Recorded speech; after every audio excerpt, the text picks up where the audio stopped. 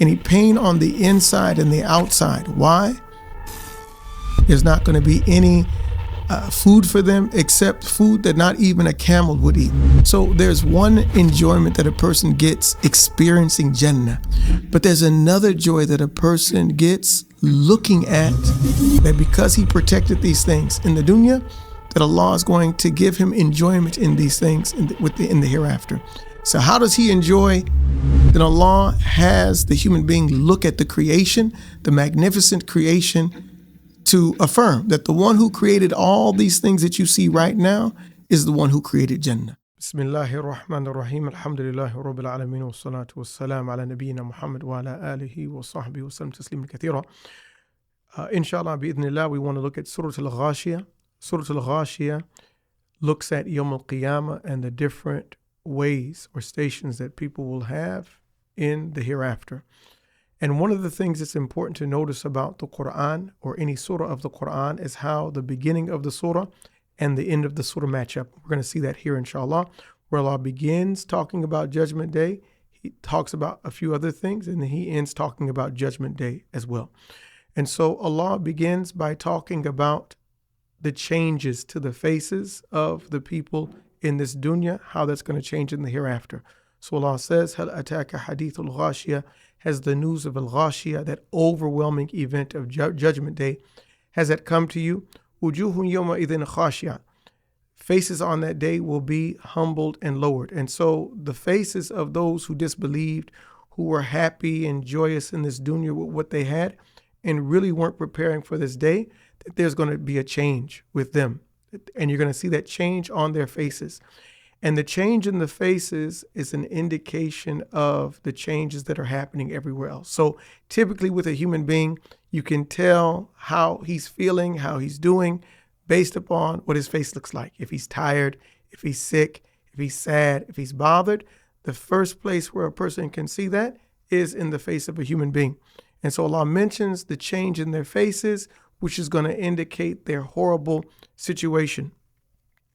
Wujuhun yawma idhin khashiyatun amilatun nasiba, that they're going to be tired and weary from carrying around the chains that they're going to be pulling in Jahannam. A'udhu billah, they're going to feel tired. You're going to see that tiredness in their faces. Tasla naran hamiyah, they're going to enter or burn in and endure a burning fire. Tusqa min aynin aniyah, they're going to be drinking from hot boiling fluid. Laysa lahum ta'amun illa min dhari', there's not going to be any food for them except food that not even a camel would eat. Dhari' is a thorny plant that when it blossoms, the camels don't eat from it. And so this is going to be their food that not even an animal, a hungry animal would eat. La yusminu wa la yughni min ju', it's not going to nourish them, it's not going to have any benefit for them, and it's not going to take away from their hunger. So any pain on the inside and the outside. Why? Because they enjoyed the benefits of this dunya and didn't thank Allah subhanahu wa ta'ala for it. Did Allah ask them for much? He didn't ask them for much. And so their whole situation is going to change because of a lack of gratitude.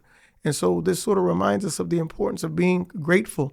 And that gratitude is shown through striving to please Allah subhanahu wa ta'ala. And that's why Allah mentions after that, wujuhun yawma idhin na'ima. Other faces are going to be in bliss and splendor. You're going to see on their faces how happy they are. لِسَعْيِهَا رَاضِيَةٌ, they're going to be pleased with the efforts that they made. So the disbelievers are going to be striving, weary, carrying those chains after having been happy in the dunya.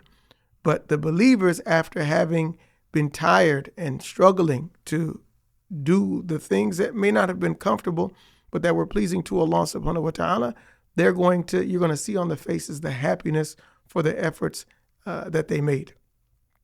Fi jannatin aliyah, that they're going to be high, lofty in Jannah, and that highness is going to allow them to overlook what Allah has prepared for them. So there's one enjoyment that a person gets experiencing Jannah, but there's another joy that a person gets looking at the wonderful things that he's going to get to enjoy. I mean, you think about kids going to an amusement park, right? And before they actually get on any of the rides, they're looking at the different roller coasters and Ferris wheels and these types of things. And they're enjoying themselves just talking about what they're going to get on before they even get there. And so imagine a person in Jannah overlooking all the wonderful things that Allah has prepared for him and then going to enjoy that afterwards. في جنة عالية لا تسمع فيها لاغية. They're not going to hear anything that's going to disturb their comfort.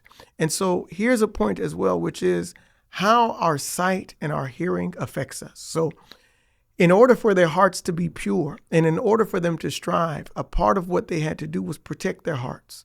And the way that the heart is protected is by protecting the eyes and the ears, the means by which information comes to the individual. And so these things are also going to be a source of joy for the believer, that because he protected these things in the dunya, that Allah is going to give him enjoyment in these things in the hereafter. So how does he enjoy with his eyes? By looking at the splendor of what Allah has given him. And there's an enjoyment that a person gets with his eyes that precedes the pleasure that he actually experiences, which is why Allah commands the believer to lower his gaze,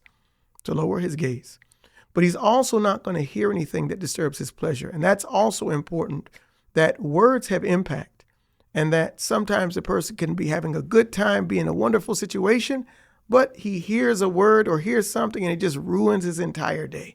And so there's going to be nothing that a person hears that's going to disturb his situation. لا تسمع فيها لاغية فيها عين جارية. There are rivers flowing in this Jannah. And subhanAllah, my own Sheikh for Tafsir, Hafidhullah, he mentioned that from the benefits of focusing so much on rivers, right? In a lot of the ayat, when Allah describes Jannah, he describes it with rivers flowing. The benefit of those rivers flowing is that water oftentimes impacts the atmosphere. So a place can be humid. A person can have lots of money, a nice hotel or whatnot, right? But it's humid. And so it's difficult to enjoy the vacation because of how humid it is, or how the temperature is, or how dry it is, right? The presence of moisture, the lack of moisture in the air, it makes the temperature different, and that affects how well I can enjoy what I'm in, right? So mentioning those rivers flowing, because those rivers are going to affect the comfort of the Jannah and the experience, that the atmosphere, the temperature, everything's going to be just right. وَأَكْوَابٌ مَوْضُوعًا. And they're going to have cups placed for them. They're not going to have to even make any effort having to get anything for themselves. وَأَكْوَابٌ مَوْضُوعًا وَنَمَارِقُ مَصْفُوفًا. And they're going to have pillows positioned everywhere because they're going to be sitting together. And so those pillows being everywhere, because they're not going to just be sitting alone, they're going to be sitting in company with their friends, with their family, with their wives and otherwise. وَنَمَارِقُ مَصْفُوفًا وَزَرَابِيُّ مَبْثُوثًا. And they're going to have rugs and the red carpet is going to be laid out for them. As if Allah recognizes that the human being might have some doubt or might want to have some reassurance that this is actually going to happen, then Allah has the human being look at the creation, the magnificent creation, to affirm that the one who created all these things that you see right now is the one who created Jannah. So Allah calls the human being to look at the camel. Look at the camel, its structure, its shape, its position, and how it was designed to be in the place that it is and to do the tasks that it can do, whether in extremely hot conditions or extremely cold conditions, because there are camels that are in the deserts that are hot, and there are camels that are in the deserts that are cold, right? وَإِلَى السَّمَاءِ كَيْفَ رُفِعَتْ. Look at the sky, look at the mountains, right? Look at all of these things, look at the earth. And if you look at these things and the creation in these things, and you'll see that Allah is able to do all things. And so the one who created Jannah and the one who's going to judge us based upon our actions, he is the one who created everything that you see, that you enjoy right now. And he knew what you would enjoy. And so the one who knows what is pleasing to you and what's comfortable to you, he's the one that's prepared Jannah for you. And then he tells the messenger, and we're going to see this theme is present throughout the Quran, the importance of the messenger, that it's important for an individual to be connected to revelation. And so Allah says, فَذَكِّرْ إِنَّمَا أَنْتَ مُذَكِّرْ. Remind, you are only a reminder, that the Prophet ﷺ's job was to convey the message of Islam completely, to convey who Allah is, what Allah wants from us, and the rewards and the punishments for obeying or disobeying. and that he can't control our actions. He can't force us to do anything.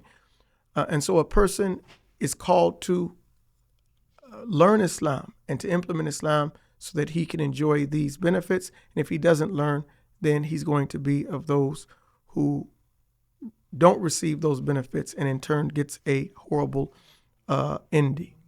إِلَّا مَنْ تَوَلَّى وَكَفَرْ, but those who turn away and they disbelieve, فَيُعَذِّبُهُ اللَّهُ عَذَابَ الْأَكْبَرِ, Allah will punish him in the most horrible way. And again, that brings us back to the beginning of the surah, talking about Al-Ghashiyah, إِنَّ إِلَيْنَا إِيَابَهُمْ, their return is going to be to us, ثُمَّ إِنَّ عَلَيْنَا حِسَابَهُمْ, and then we will call them to account for their actions. And based upon those actions, they will either be have wujuhun khashi'ah, humbled faces, or wujuhun na'ima, they're going to have faces of bliss and splendor, enjoying what Allah has prepared for them. Wallahu a'lam.